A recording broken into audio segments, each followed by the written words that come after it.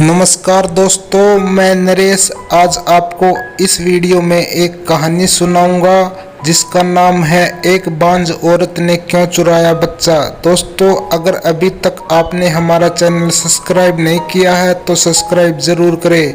तो चलिए दोस्तों, कहानी शुरू करते हैं।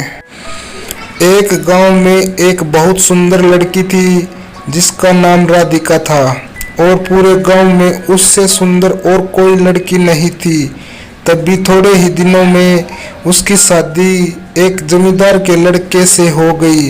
राधिका अपने ससुराल वालों का बहुत ही ज्यादा ख्याल रखती थी और सुंदरता के साथ साथ राधिका एक बहुत अच्छी लड़की भी थी।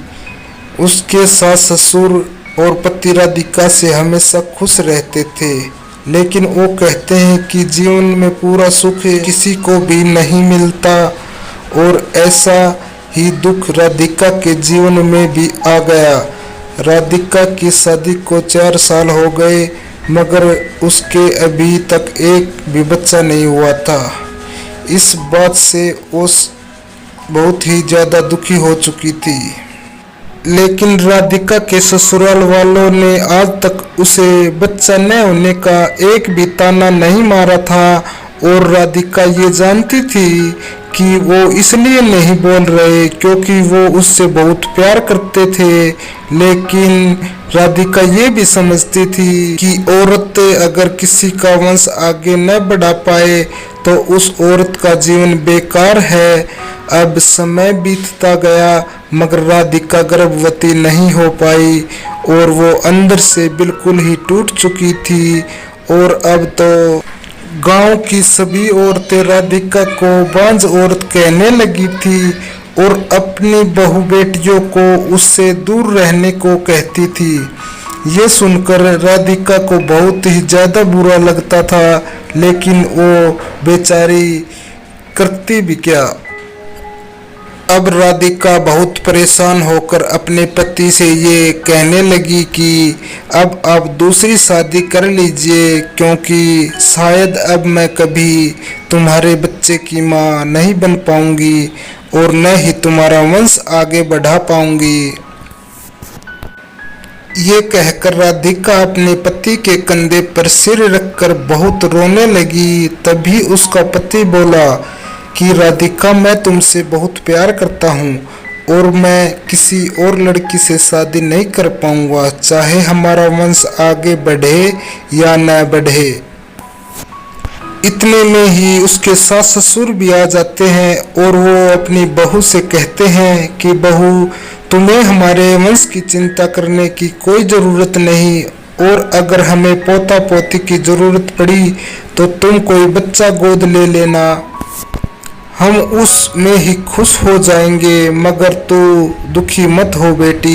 ये सुनकर राधिका के मन को थोड़ा अच्छा जरूर लगा, लेकिन राधिका की बिना बच्चे के एक अधूरी जिंदगी थी और अब वो दिन रात बच्चे के लिए तड़पने लगी थी। तभी एक दिन राधिका गांव से दूर बाजार से कुछ सामान लेकर आ रही थी।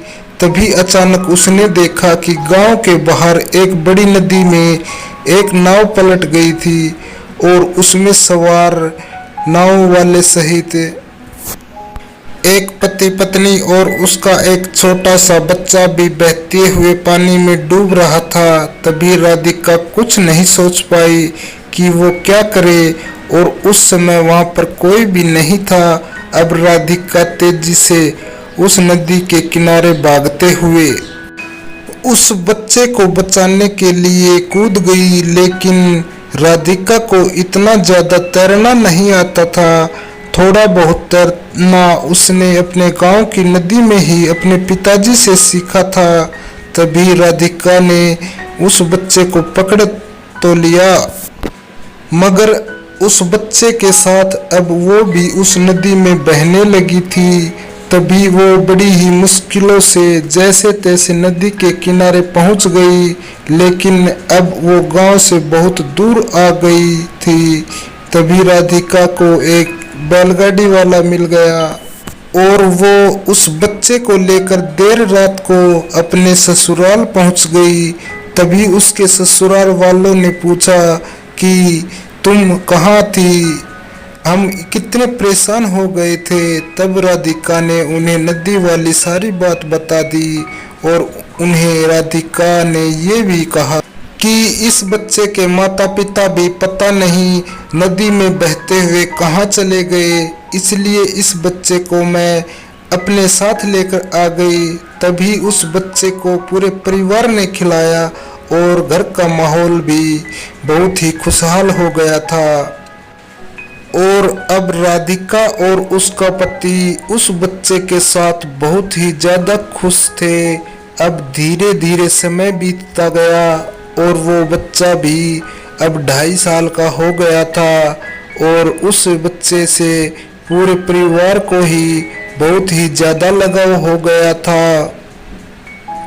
तभी एक दिन उस बच्चे के असली माता पिता उस बच्चे को ढूंढते हुए राधिका के ससुराल पहुंच गए और वो राधिका को बच्चा चोर कहने लगे। तभी राधिका के ससुर ने कहा कि आप ये क्या कह रहे हैं, मेरी बहू ने तो आपके बच्चे को पानी में डूबने से बचाया है और जब आप लोग इसे नहीं मिले तो ये इस बच्चे को अपने घर लेकर आ गई और ये सब करके मेरी बहू ने कोई गलत काम नहीं किया और आप इस पर बच्चा चोर का इल्जाम लगा रहे हैं। तभी बच्चे के असली माँ बाप ने गुस्से में कहा तो ठीक है, हमारा बच्चा वापस करो। ये सुनकर राधिका के सीने में बहुत जोर का धक्का सा लगा क्योंकि राधिका अब उसके बिना नहीं रह सकती थी। तो राधिका बहुत रोने लगी और उनके आगे हाथ जोड़कर कहने लगी कि कृपया आप ये बच्चा मुझसे दूर मत लेकर जाइए, मेरे अभी तक कोई बच्चा नहीं हुआ इसलिए अब यही मेरा बच्चा है। तो उस बच्चे की असली माँ ने कहा कि अच्छा तो तुम बांझ हो, लेकिन मैं तुम्हें अपना बच्चा नहीं दे सकती। ये सुनते ही राधिका के पति ने उस बच्चे को उठाकर उसकी असली माँ को दे दिया और बहुत ही गुस्सा होकर बोला कि निकल जाओ यहाँ से और अब दोबारा मेरी पत्नी को बांझ मत कह देना। तभी उस बच्चे के असली माँ बाप अपने बच्चे को ले गए और पीछे से राधिका बहुत ही ज्यादा फूट फूट कर रोने लगी।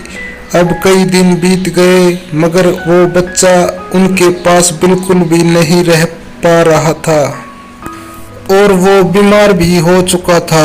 उधर राधिका भी उस बच्चे को बहुत याद कर रही थी, शायद उस बच्चे को वो अपना सगा बच्चा ही मानने लगी थी।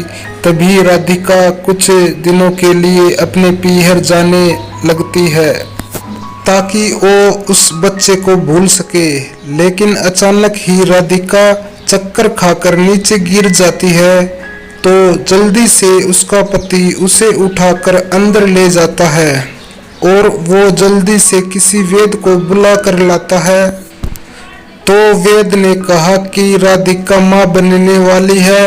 ये सुनकर उसके पति ने वेद जी को ही अपनी गोद में उठा लिया।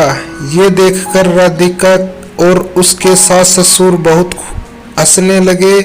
अब राधिका भी बहुत ही ज्यादा खुश थी, लेकिन अभी भी राधिका को उस पहले वाले बच्चे की बहुत ही ज्यादा याद आ रही थी। तभी शाम को अचानक ही उस बच्चे के माता पिता अपने बच्चे को राधिका के पास लेकर आ गए और कहने लगे कि अब हमारे बच्चे को तुम अपने पास ही रख लो क्योंकि अब ये हमारे पास 1 मिनट भी नहीं रह पा रहा है और न ही कुछ खा रहा है न ही कुछ पी रहा है। बस इसने एक ही रट लगा रखी है कि राधिका माँ के पास जाना है।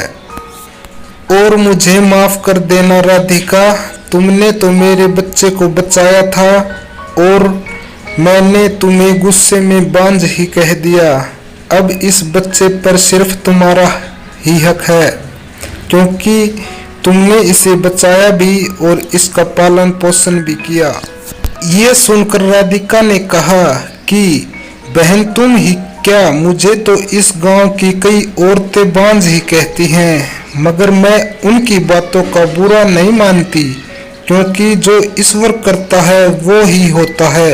और आज उस ईश्वर की वजह से ही मैं भी माँ बनने वाली हूँ, और अब मैं एक ही बच्चे की नहीं 2 बच्चों की माँ बनूंगी। वाकई में दोस्तों, जब भगवान देता है तो चारों तरफ से ही देता है, जैसे राधिका को मिला। और गांव वालों ने भी उसे बांझ कहकर कितना दुख दिया, लेकिन राधिका एक अच्छी लड़की थी जिसने कभी किसी की बात का बुरा नहीं माना, और आखिर में ईश्वर ने उसकी सुन ली।